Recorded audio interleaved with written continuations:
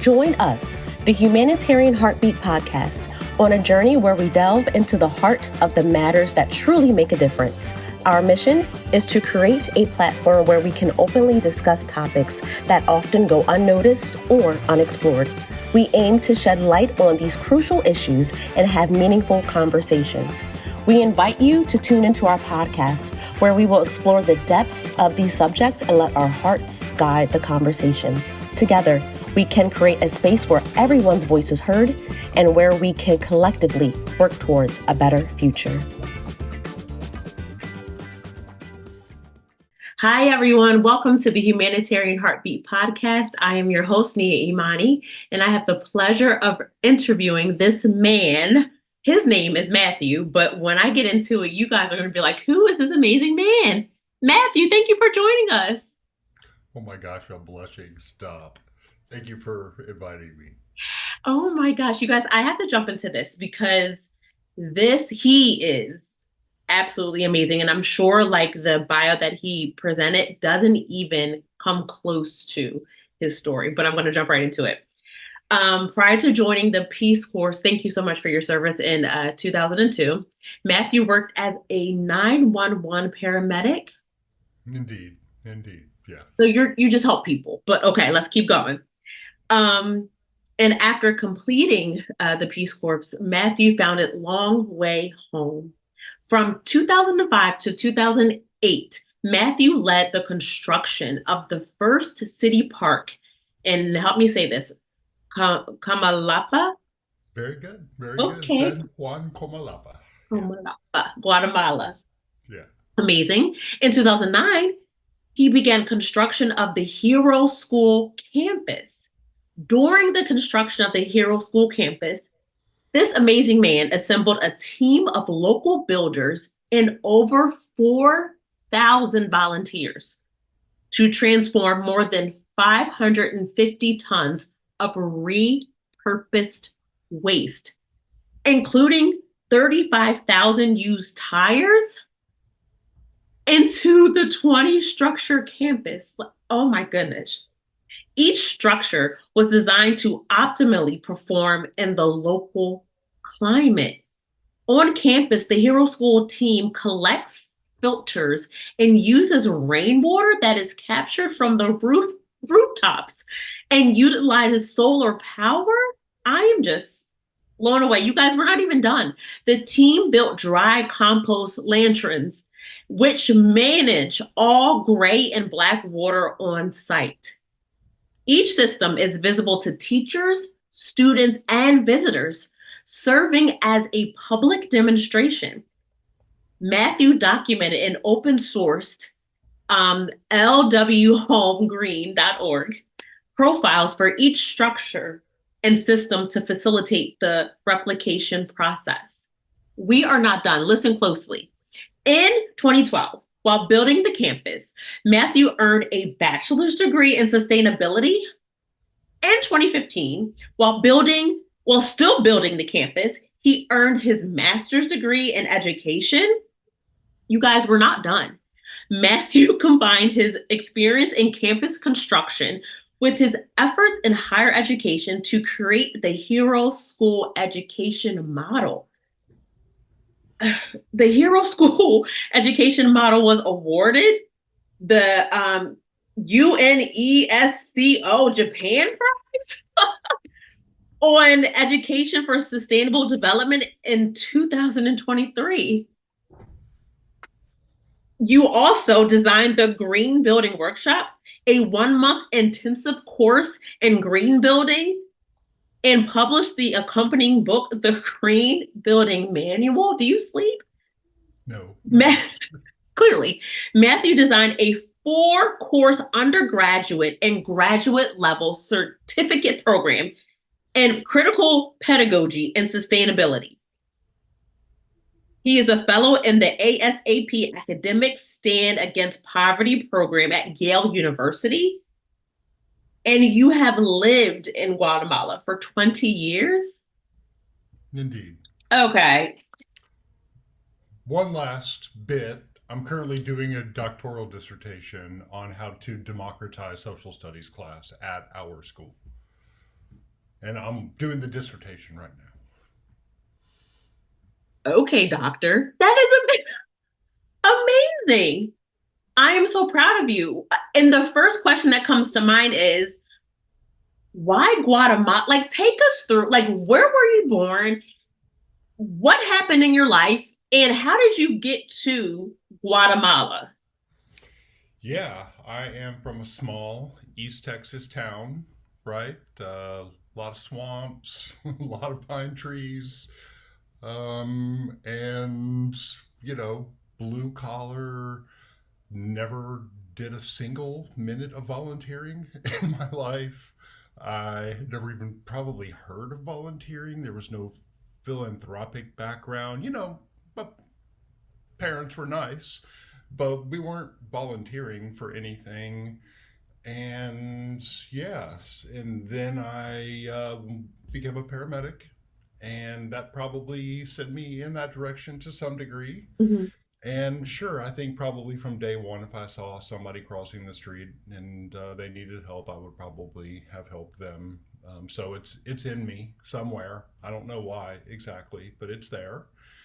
And then I decided to join the Peace Corps. So I dropped my paramedic life and went to Guatemala. I'd never heard of Guatemala. I'd never traveled the world. I had no familiarity with this concept of going somewhere. But a friend of mine said, "Hey, you want to go?" And I said, "Sure, let's go." And that changed everything. I was unaware that there was so much poverty in the world and that there was poverty to the extent that there is in Guatemala, and that Guatemala is so close too. It sounds like it could be, a super exotic destination 22 hours away. It's a 2.5 hour flight from Houston, Mhm. right? And so it's close. So that made it close to home, close to my heart. And the people that I met there, they started to matter to me, as I'm a pretty big fan of thinking that every human is my brother and sister. Mhm. And then if that's the case, then I'm not gonna. After I did my Peace Corps service, I decided not to leave them. Wow. So when you landed on the soil in Guatemala, what specifically did you see? And I know you said poverty, but what specifically did you see? Do you remember that, after seeing that and building connections, you're like, I can't leave? Yeah, so the Peace Corps, they put you, after a couple of months of training, they put you in a small town and you're pretty much living by yourself, and there's not other, people there, from the United States. You're typically the only person there, and you get to know everybody. And then so like when you're living there and somebody invites you into their house, or you want to go buy firewood, let's say, they will invite you into their house. They'll give you a cup of coffee, and then you get to see how everybody's living. If you go and want to go to the bread store is somebody's house. They invite you into Mhm. their house. They have bread with you, and you get to see how they're living. And so you do that over the course of a couple of years. You know, you see how people are living, and a lot of people are cooking over open flames indoors. You walk into their house, and there's not much of a house there. It's a couple of adobe walls patched together with some, corrugated metal roofing, and there's a lot of people living in a lot of really rough situations. And then I went to the city dump. It's kind of famous, as far as like the people living in the dump. And I saw the orphanage near the dump, and that Wow. was heartbreaking. But yeah, all that combined, and then I moved back to the U.S. after the Peace Corps, and started consuming fine wines and cheese and all this, and it all had a bitter flavor to me. Like it didn't taste as good as I thought it was going to taste whenever I went back to the U.S. And that made me want to go back. Wow.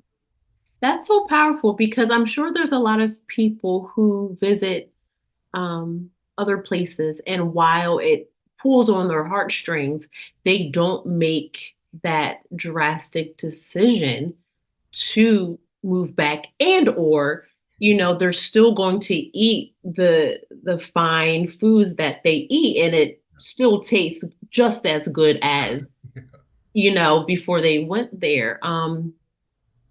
You're Did you think or did you know that that was going to affect you like that? Like, that's just so powerful. That's not a small thing. No, no, I had no idea because almost everybody that I was in the Peace Corps with, except for the co-founder. There's a co-founder to Long Way Home named Adam, and Adam is still there in Guatemala. He still works with us, and no, pretty well everybody that I know, as soon as they finish the Peace Corps, they go back to the United States. They take on normal jobs. They get back into their lives, and both Adam and I were, we couldn't. We had to go back. We had to do something about what we saw. And yeah, there have not been a lot of other people that I know of that decided to stay, and certainly not for, 2 decades. Right, right. And before we get into your work, I'm curious, what did or how did your family and friends feel in the US? Were they no, don't go, or were they supportive? What did that look like? My mom will probably hear this, but she'll, it was not everybody's popular, most popular, it was not a popular decision, like I think that everybody expected me to come back to the States and go back into normal living and like get a job and, because I had a pretty good job. The paramedics are doing okay. And had probably plenty of service opportunities there. And so, something a mom doesn't exactly want to hear is I'm selling all of my belongings, including my sports car, and I'm going to go there and I don't have much of a plan and I've never heard of a nonprofit organization, but I'm going to start one and I'm going to spend the rest of my life doing something about this. Mm, She was like, "Yeah, no, that's not the best idea I've ever mhm. heard, and maybe you should not do that." And but then, a few years later, we won a couple of awards, and it started to make a little bit more sense because there was some public recognition for what we were doing. And yeah, she's since come around and is one of our biggest supporters. I love that. I love that. And it wasn't that she didn't support you, it's just that fear. You're my baby. I want you Yeah. to be okay. And Yeah. you hear the news, if you're her, it does not sound like a place, the kind of place where her baby should be. And Peace Corps was enough. That gave her how many sleepless nights? And then I'm like, okay, I'm going to go back without the support of any of that infrastructure. She was Right, like, not thrilled about that. But right, right. yeah. Wow. And then so you're there and you're going to the bread store and you're meeting these great people. When did you decide not only you're going to do something, but you're going to start a nonprofit? Like you said, I don't even know what a nonprofit is. Where did that come from? Yeah, so whenever I moved back, and so my older brother had opened a winery, so there was like a real contrast there. There's some opulence related to that style of life, and so I knew that when after 7 or 8 months, like, okay, I'm definitely going back. And I said, hey, can I put a tip jar or some type of fundraising jar on the counter of your wine tasting room? And he said, no, you cannot do that. You have to start a nonprofit organization so you can responsibly manage the money and be legal and all of these other things. And of course, I was like, what is a nonprofit organization? I'd never heard of that. Went to the public library because this was pre-internet, filled it out with a pen, and the first question was, what's the name? And so I looked through through my CDs at song titles, and I was listening to country music a bunch at the time, and Dwight Yoakam to be specific, and it said Dwight Yoakam, Long Way Home. The lyrics made sense. I liked the cadence of it. And that became the name. Then it said, who are your board of directors? And I was like, what's a board of directors? You have to go to the encyclopedia, right, to figure out what a board of directors is. There's no Googling it. And yeah, I called 5 of my friends. Said, will you be my board of directors? They said, absolutely. And we were off to the races. And then I got, I got some really good help. I cold called using the phone book, the yellow pages, accountants. I called two. The second one said, I'll file everything for free, right? Martin Levine, rest in peace, he has passed since he did that. Jennifer Bridges needed to file my corporate paperwork with the state of Oregon. She did all that. She did it for free. She also has passed since then. Mm, And so, like I got a couple of big things, and those people helped. And that kicked everything off. And then I had no business plan. I had no structure, no idea. And everybody kind of knew that. But I did have some indignation, right? And that goes a long way. And I'm stubborn, and so all those things kind of worked together. And I went down and I pieced it together. Wow, you're phenomenal. Was there ever any pushback? Like, you know how you're in a community, right, of anybody, and they're like, we don't really know you. We don't really trust you. What was that like? Or did you experience that? No, tons. In a way, I'm 6'2", and most Guatemalans are not 6'2", and so, not being the tallest people, I stick out like a sore thumb. So I think most of the time when I'm walking around, it's like, why is the Jolly Green Giant walking through our neighborhood? This is so weird. And although they're, be sort of petrified, but there's this thing that if you say Buenos dias as you're walking by and everybody says that, then the ice breaks and Mm, everybody will reply with song, Buenos dias, the little kids. And so, there wasn't anti American sentiment necessarily because I don't think people kind of knew the relationship between Guatemala and the US at that time. The mm, internet didn't quite lay all that out. And so people were skeptical, they were curious, they were entertained. I'm funnier in Spanish for some reason than I am in English. I'm really good timing. I learned a lot of the music there too. And so if you mm, could drop some lyrics at the right time, that helps a bunch because then they kind of know that you get what's going on there. mm. And so I made my way in, and if you smiles and laughing really helps a lot whenever people are as skeptical as they should be. Wow. That's just a good rule. And not that you did it as a rule, but it's just good just to you continue to be yourself. And that's how people open up to you. Because I feel that's you, whether you're in Guatemala or not, you know? Yeah. Yeah. Yeah. Yeah. I've got a Oh my tendency to make a gosh. joke out of as many things as possible. And it's people love when somebody makes them laugh. Like Yeah. that is, you're always going to be loved and liked for that, you know? Yeah. Um, so okay, long way home. Why, or did you know that you were going to, I'm going to build a school? Did you say, I'm just going to, like, what was that? I'm going to help, but did you know you're going to build a school? Like, where did that come from? Yeah, so whenever I was there as a Peace Corps volunteer, my job was to build the self esteem of the youth. It's a pretty abstract concept the Peace Nice. Corps assigned me to do. It's a pretty big topic. And so, what I knew how to do was be a paramedic.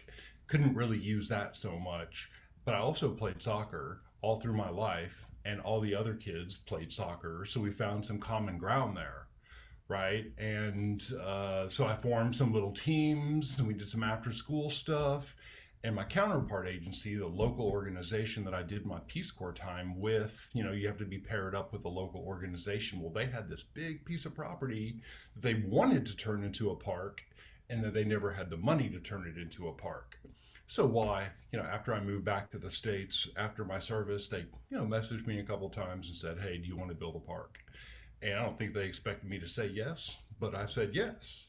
So I went back and called up a few of my friends that were still there from the Peace Corps, said, hey, you want to help me build this park? Met a couple of people, a few restaurants here and there. They started volunteering. And then, not too long, we were building a park.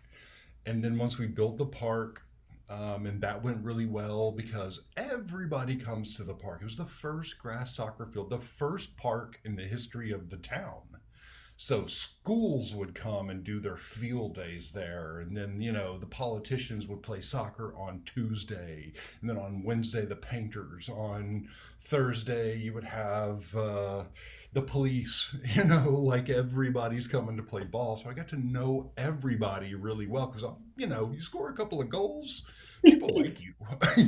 It goes really well to score. And I'm tall, so they're like, head the ball and stuff. And so, yeah, this is getting to why do we build a school? So Yeah.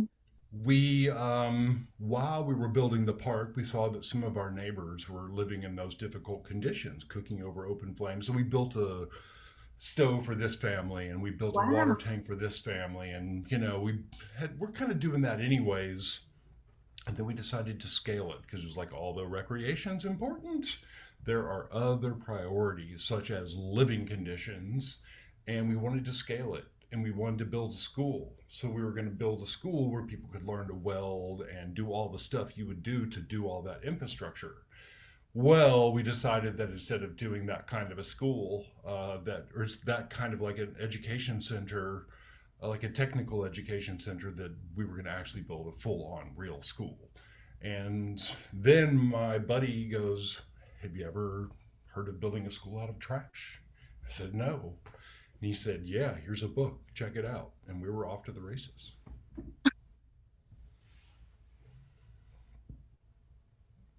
So much to say about this.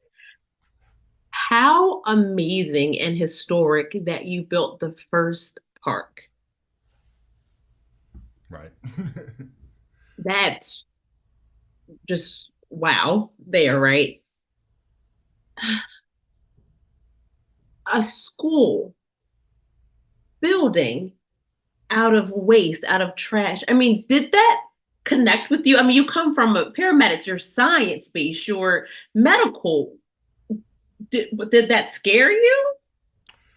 It should have, really, but we built a park. When I say, building a park in Guatemala is not like going to Home Depot, right? Mm, It is not hiring, like, we did the construction ourselves. We didn't go, "Hey, we're gonna have an idea and throw down a bunch of money," because we started the whole thing without any money.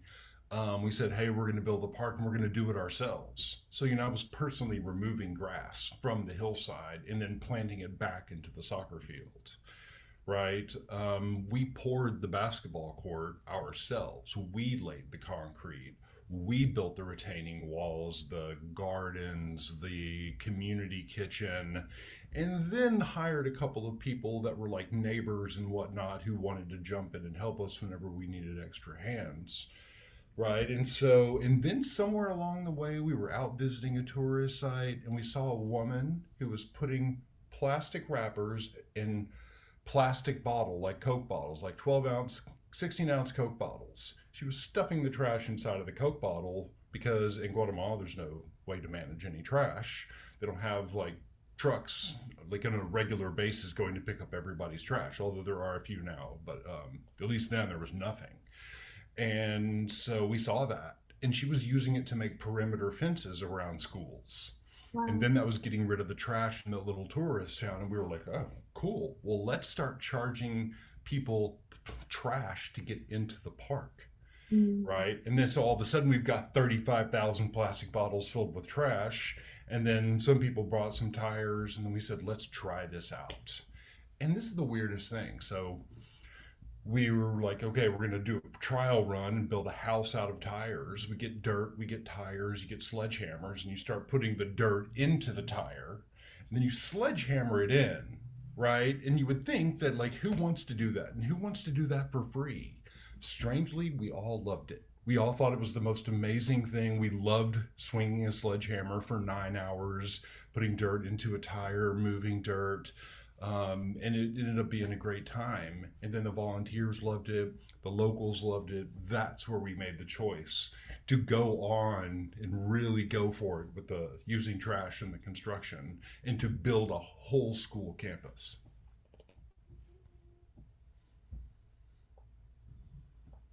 I'm sure when you speak, you take people's words away a lot, right? I try. And what were, and I just have to keep going back and forth. Like, what did people say? And I know you said politicians and schools were playing in the park and on the field. And, when you built the school, like, what were people saying? Like, that is not small, Matthew. Like, Yeah, they were like, "What in the world's going on?" We were like telling everybody, "Hey, we're going to build a school out of trash." And they were like, "Nobody has ever heard about this. there were one organization in New Mexico called Earthship. That is where we found out about this. We saw that they were doing it for, homes out in the desert, and we thought it was really cool, but it hadn't spread at all. Nobody had any idea. So we had to put the buildings up, make them beautiful, and then that sort of proved the concept because everybody thought that they were going to look trashy. Of Mm-hmm. course, they would look trashy because they're made out of trash. But as you plaster the walls and you put mud and dirt all over the walls, and you can build the dirt out, and then you can make little snakes and raccoons and deer, and you can make the relief of the walls look gorgeous. And then you put plaster over that, and you can color the plaster, and then it looks like more beautiful than your average house. And then that is what people think that trash buildings look like because that's all the experience anybody has. Mm-hmm. Trash buildings are beautiful, are what people think now. Because of you. I, I, let's go into some of the questions that I had because I'm just floored. How did local leadership in Guatemala shape the vision, if it did, of building the school? I mean, what did that process teach you about truly humanitarian work? So the you don't really try to get too involved in politics. Like I think we wanted some help from the mayor and those folks, but that comes with some strings attached sometimes. And as an NGO, you try to be, Mhm. non-political as part of one of the rules. So we don't want any strings attached. So we don't get involved with that. So then we didn't really get any help from the government. They didn't obstruct or anything because, they're like, cool, these people are out there helping. They're not bothering anybody. We had our reputation was as extraordinary workers because, like, this was our strategy to make friends and for our safety is that we wanted to have one thing known about us that we were going to be up at 5 a.m. out working everybody in the town. That if Mhm. they showed up at 6, we were already working for an hour. If they left at 5, we kept going until 7. And then our reputation was these guys are crazy in the sense of like they work so hard, it's amazing. And then if you do that for a decade, then that spreads. And then the leadership knew that about us. And then we hired locals to be on our building team, and they're from the neighborhood, and they became the leadership because you can't do anything there without the locals. They know where to get the tires, they know where to get the sand, the cement, the rebar, the cans. Like they know, if you got a flat tire, what you do. And so we relied entirely on the people there to get anything done and integrated ourselves as much as possible into that space with them and earned their respect and trust through hard work. That's phenomenal. Wow. And you bring up a good point, and you've said this. Not only did you come to help and work, you hired other local people to work. That you're strengthening the economy. Yeah. That's huge. Well, that's a big part of our mission is that, whenever there's people living in poverty and there's no industrialization as far as that town goes. There's no factories or anything like that. There's not really a middle class. Mhm. So that means that there's no social safety net. That means there's not a lot of taxes being paid. And so that means that there's not a lot of employment. There's nowhere to get jobs. And we saw, by hiring a couple of people, you take somebody who's most of the people we hired were men, although we did hire some of the first women in the history of construction of the entire town. We did that too. But anybody that we hired, and this is normal, you give somebody a job, they completely turn everything around. They're fine. They didn't come over going, hey, will you give me something? They said, hey, I want a job. We gave them a job, we're taking care of their families, everybody's eating, everybody's going to school. And so, yeah, at some point we had 35 builders and 25 teachers. And yeah, we were the biggest employer in town for a long time. And then while reading your bio, 4,000 volunteers is Yeah. Yeah, they played a real big part in this as well because that's part of our model is, whenever you're doing this kind of construction, there's a lot of space for creativity. Mm. And in the world, there's this movement towards sustainable living, towards permaculture, towards protecting the planet. And we're doing this every single day and we're teaching people. And that's kind of how we pay for it because eventually you might get to the question like, how do you pay for all this? But like, volunteers would show up. They would pay $85 for a week to live in our volunteer house. And then we would take their money, and that's how we bought materials Wow. for our projects. But in exchange, they got to learn how to do sustainable living. They got to do green building. They got to learn how to build structures, houses, classrooms, install a window. Like it was a nice little exchange there. And on top of that, they're kept our budget down because they're giving us labor. And then on top of that, you can imagine people from all over the world. Name a country, they've pretty much been there to help us. They've all got ideas. They've all got passions, desires. They want to help. They're curious. And so, you would think it'd be a space for architects and engineers, but we probably had as many poets and Mhm. librarians, teachers, whoever. Everybody was welcome, and they all threw in their own way. And yeah, they're the heart and soul, a big part of everything that we've done. You gave everyone a voice. Yeah, that's right. That's right. They wanted one, and so we're like, here's a safe place to exercise your voice.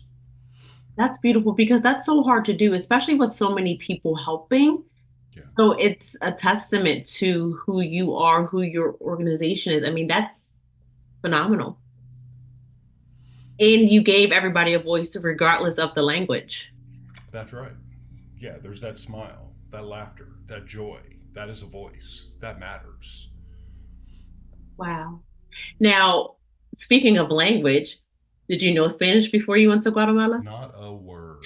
I could order food from a Mexican restaurant. I knew queso. I knew that word. I probably knew the word azul, for blue. But outside of that, no, probably not a word. And so that was the weird thing. You think it's going to be a problem that you don't know Spanish. And I was in the remedial Spanish classes during my Peace Corps training, and that put me in the same room as the co founder of Long Way Home. Wow. So, because we were both struggling with Spanish, we were in the same class, became buddies, and he has been there the entire time. We Wow. walked right into the whole thing together. That's phenomenal. That's It's my most successful relationship. wow. That's Yeah. beautiful. Yeah. Wow. Oh We've my. been doing, he and I have been doing business for 24 years now. Mm, Yeah. that is absolutely beautiful. And people, I would assume, or maybe not, that, okay, you're building a school, you're taking waste and doing something innovative, but this is the basis of STEM, or I think they call it STEAM now too. Yeah. Yeah. Um, how does learning by building change the way students understand problem solving, environmental stewardship, and their role in strengthening community resilience? How did you do that by this process? Yeah, like I grew up in the 80s. And so I'm familiar with the punk movement and I listened to a lot of Pink Floyd. And so I am sensitive to how kids feel about school. There's a lot of music produced, and there probably still is, but like during the 80s and 90s about people not loving school so much. Yeah. So, you know, we wanted to make school interesting, engaging, and fun. And after I saw that we built part of this campus and that our teachers were doing the old stand in the front, students sit down, memorize stuff, and that was the extent of it. We were like, we're not going to build a whole campus, and that's going to be what's going on in the classroom. And so we go, okay, if we want to fight poverty, we want to scale up and fight poverty on a big scale. Well, then let's get the students involved. They're Mhm. free. They've got nothing but time, and they're an open door where adults might be like, well, I'm a little busy, or that doesn't really fit into my lifestyle. Kids are like, yeah, cool, whatever, what can I do? Yeah, let's do this.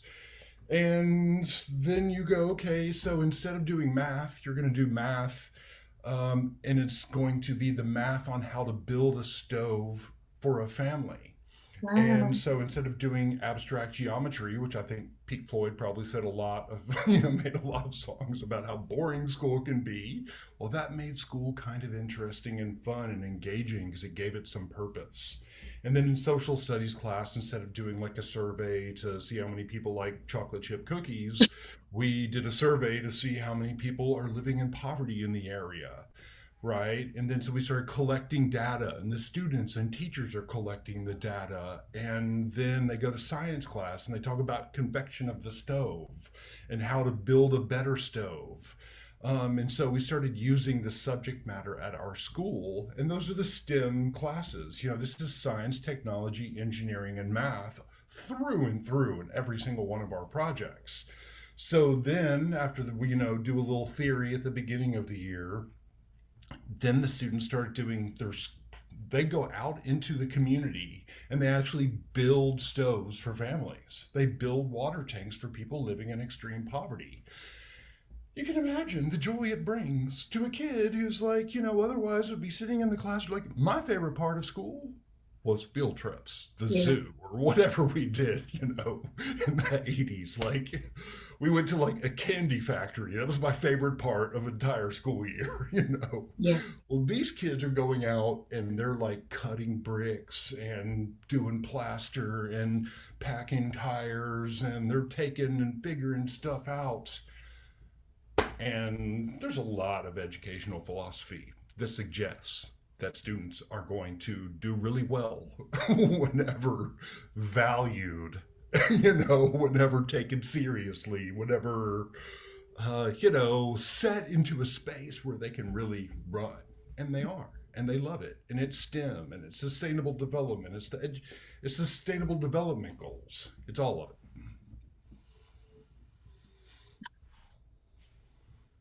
And this is where a lot of my friends and I, even family and I, will say, not to say certain things don't need to be taught, but like this, your model needs to be taught because I don't know, I can think of maybe something not, I just didn't need to be taught that. Like, I just can't think of it right now, but like you are teaching, but I also have a life skill. I also know how to do this. I'm also doing purpose work. I'm helping somebody and I'm proud of it because I built it with my own hands. It's so much into this that is just so powerful.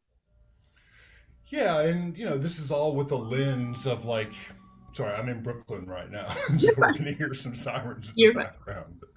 But this is all with the lens of like what's going on in the world today, because I'm also a Bob Marley fan, and we got to be producing joy and love and kindness actively so that when moments like now are happening in the world where people are frustrated with each other and polarized, that maybe had they done some of these things in school, people would be able to look at each other and be like, oh, we worked our nuances out while we were in school, while we were doing projects. Because what I've noticed is whatever problems people have, as soon as they start working on a project together and that project is going to benefit somebody else, they kind of set it to the side. They're like, let's focus on doing something. And there's no Republican or Democrat in that space. There's no problems. People are like, let's unify to solve.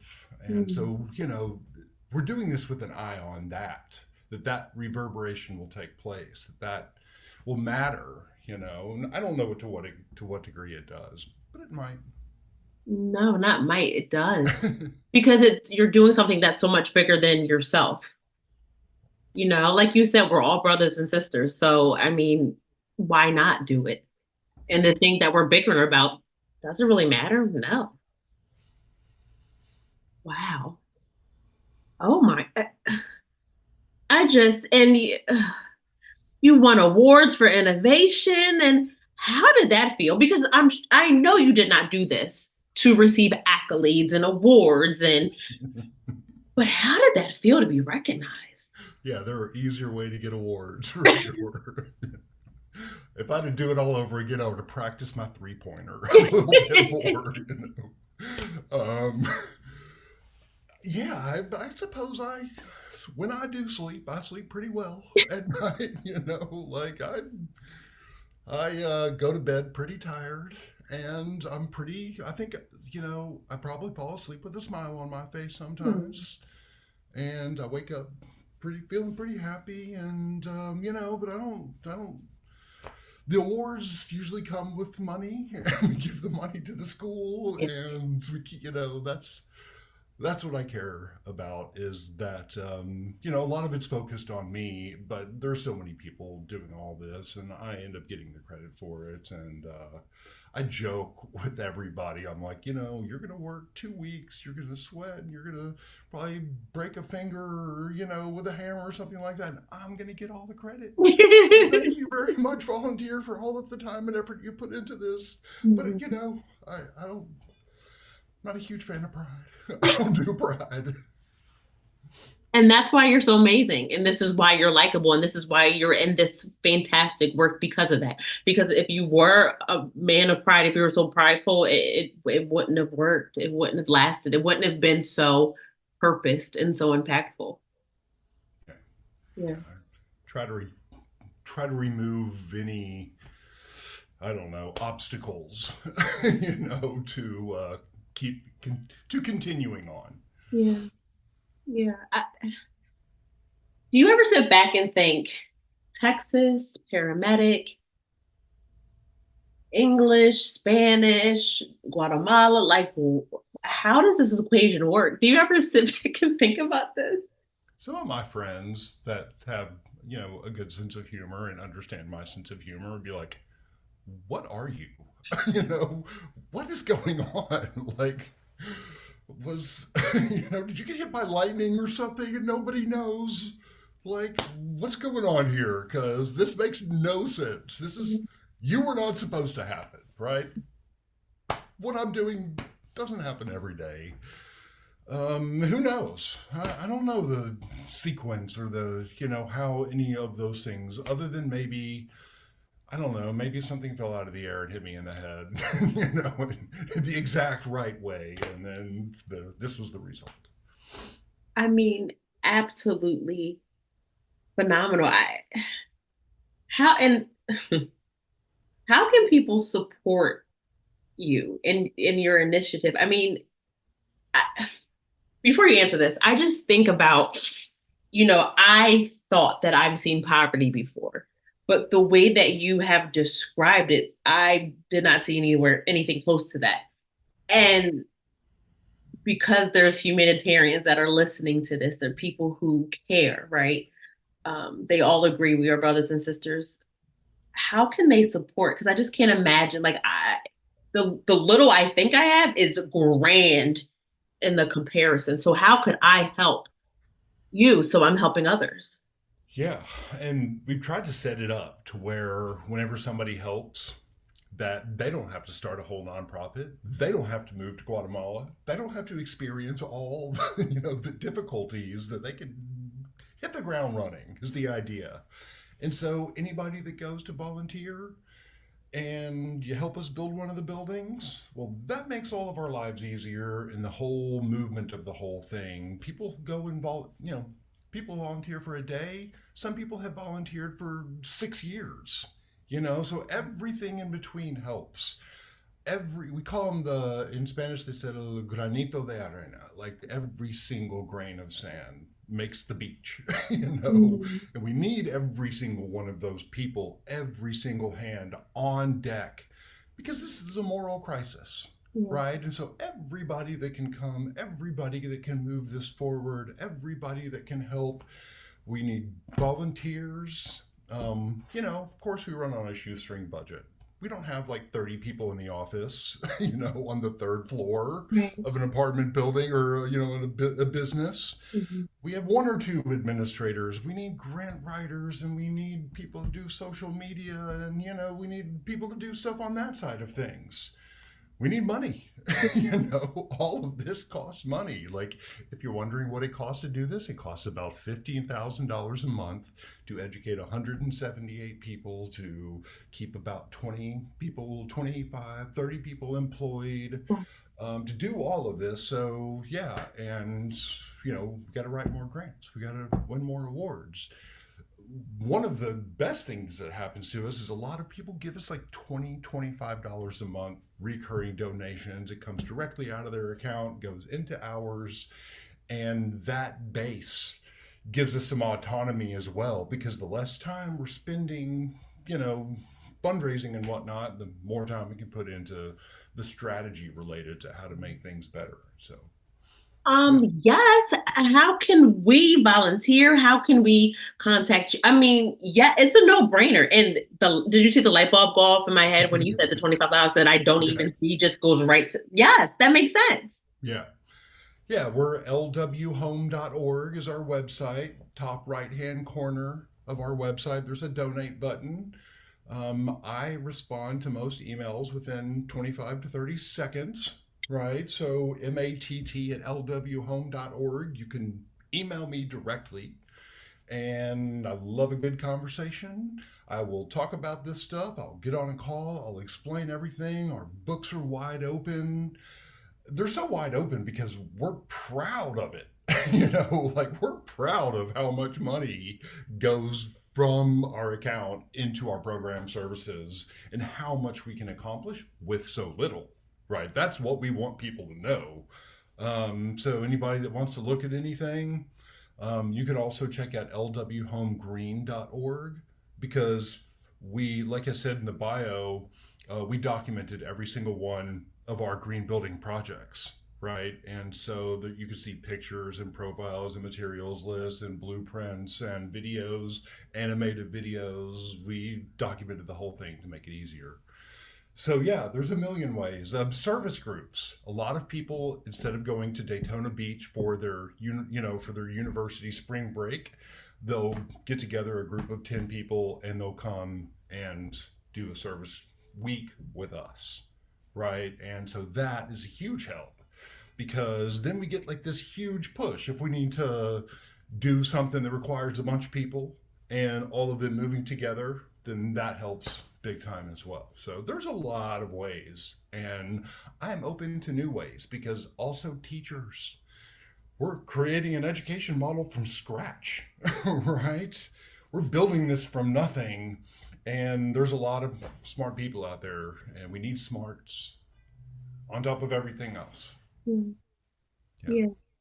A village, a community. Yeah, a community. Yeah. Exactly. Of everybody who, everybody has their niche. So Yeah. just come aboard. Enthusiasm is wonderful. Yeah. Words of encouragement. Podcasters, you know, need that too. We got it. Like, we're really good at the programs, program service side of things. We're not great at marketing. We're not great at getting the word out. So, thank you Yeah, for helping us get the word out.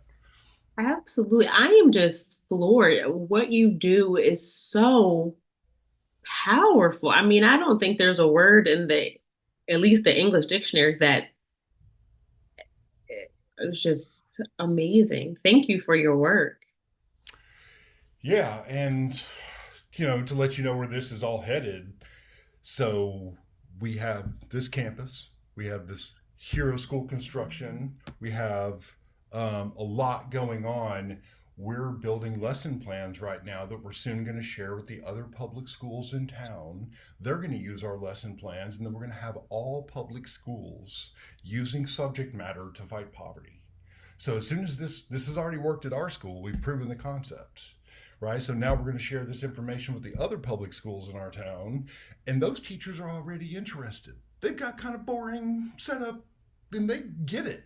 They get it. And so the idea is to have the other public schools also fighting poverty. And then we want to use public school as the mechanism for fighting poverty. And why not?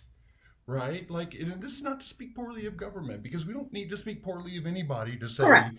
We as citizens have a huge responsibility to improve society. It is on us. It is not on the government. Agree. They're doing their thing, they're helping, but the government is us, right? So we as citizens, it is on us to come up with ideas and put them into play. Our play here is go, okay, public school might be a little bit boring. Well, let's work with the public school to fight poverty. Why not? Mhm. That's a good way to do it. You can mobilize a bunch of kids. Kids are really good at doing stuff. And so, and then if it works in our town, we'll go to the next town. And we'll go to the next town. And then we're going to fight poverty worldwide. And then potentially maybe war will be unimaginable. I'm, you know, let's do this. I had to take the glasses off. Yes. Yeah. Fight poverty. And you have proof Yeah. of concept. Right. How in the world does that feel? I mean, to bring somebody out of poverty. Right. Yeah. I've seen it too. It's shocking. Like it's like I've seen, yeah, there's been a lot of folks in our neighborhood because, that's for where we work first is our neighborhood is a pretty impoverished area. And then our neighbors and then our students and they've all got, because we, at our school isn't a normal school, clearly, but from our school, we build floors for families. We pass out water filters. We build latrines. We build water tanks. We build retaining walls. We build homes. We build schools. All of this is coming out of our school. Yeah. So we're able to see things build up and people living better lives. And yeah, I'm a big fan of that happening. And now, like, in a way, we're only getting started now, right? We're only really hitting the ground running now. Everything else is kind of a build up to prove our concept. It took 20 years to prove our concept. Yeah. And so, yeah, I think now we can run. Oh, high speed. Yeah, we've been trotting. Now we're ready to sprint.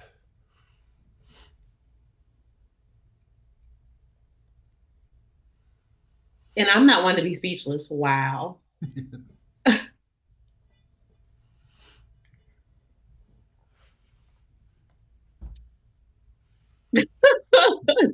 Absolutely amazing.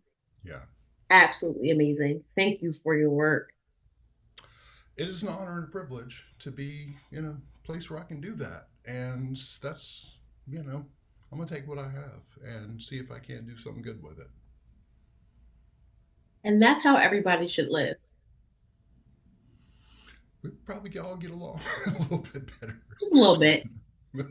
And the way that you say it's simplistic. Yeah, right. It doesn't have to be hard. No, and I've read the more complicated versions of all this, right? Because I'm in academics as well, and I've seen you could complicate all this stuff a whole bunch, and then it can be divisive as well. Like, as there's all these little categories and subcategories for people that you can divide people into all these other little categories and whatnot. And yeah, we want to. I don't know. I don't really pay that much as I'm focused on and read about it and understand it. But it's like, okay, well, some of that stuff can divide us, where what we need to be able to do is stand together. So, but there's a bunch of different theories, a bunch of different ways of going about it. This is only our way. I'm, love everybody else's way. However much it works or doesn't work is not necessarily for me to say. And I am standing on the shoulders of giants. I'm learning from everybody else, whether what they did worked or didn't work. I'm a Right. student of what everybody else has done, and I'm going to learn from what they're doing. And I appreciate everybody that's come before me to give me a place to be able to give me something to learn from and a place to do what I do. You are the ultimate humanitarian. Wow. Yeah. Wow. Wow. Everybody, long way home. Matthew. You ever Wow. seen that? Oh, go ahead. No, go ahead. I was going to say, have you ever seen that Brad Pitt movie where they're in the tank, right? And they're riding across the tank, they're riding in the tank. It's the end of the movie, Mhm. and they're all best friends. They've been in this tank forever, and they know they're all about to die because the whole battalion's coming after them, and they're Yeah. not going to move. And then he says, one of the guys says this quote from Isaiah, and he says, you know, I'm scared I'm going to die, and why are we doing this? And he said, well, in Isaiah it says, well, here I am, send me. Mm. Right? And I butchered that a little bit, but that's ultimately the idea. Is like God said, "Who shall I send?" And I said, "Here I am, send me." Wow. Right? And so I'm willing to be sent. Send me. you know. Wow. You are the ultimate humanitarian. I mean, I said it before, but like, oh my gosh, Yeah. powerful. I'm going to make sure I put your email, the websites. We are going to volunteer, donate, get you grant money, get you grant writers, social media marketing, all of the things, because you're right. What you're doing is so much bigger than one person. This is collective, and we are all related. We are all brothers and sisters. We're all humans. Yeah. So we are going to support you in every endeavor. Yeah. I Wow. appreciate it. And it's the thing is really fun too. It's a really fun thing to do and do with your friends. And like, vast majority of my friends have come from this because when you're in the trenches together and you're shoulder to shoulder, you talk.